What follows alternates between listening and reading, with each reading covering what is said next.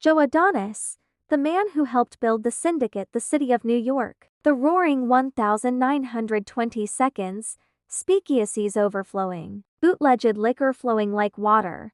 Money was everywhere, and the rules of the old world no longer applied. In that moment, a young man arrived from Italy, Giuseppe Antonio Dodo. Soon he would call himself Joe Adonis.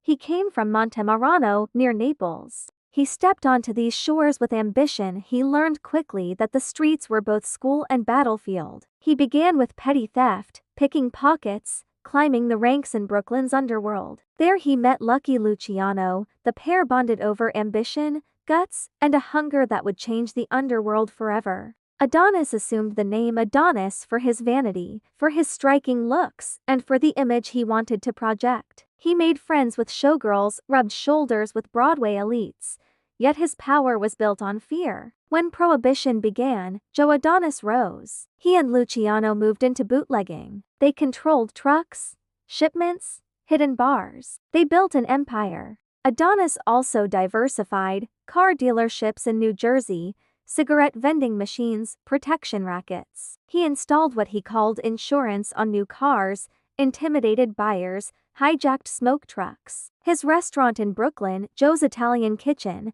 became the hub of his empire. Politicians, cops, racketeers came through, all quietly paid for protection and silence. During the bloody war for the Mafia in New York, the Castellamarese War, Adonis sat close to the action. He was part of the faction under Joe Mafia, until the tide turned. He switched loyalties at the crucial moment. On April 15, 1931, in a restaurant in Coney Island, Mafia was assassinated. Adonis is reported to have participated in that hit, alongside Luciano, Vito Genovese, Bugsy Siegel, Albert Anastasia. The death of Mafia cleared the way for the modern mafia structure, and Adonis was a winner in that shift. Adonis moved into even greater power. He became a major figure in the national syndicate of organized crime. He controlled Broadway and Midtown rackets. He had politicians and police on his payroll. He bought legitimate businesses. He operated his empire quietly, almost invisibly. But the law caught up.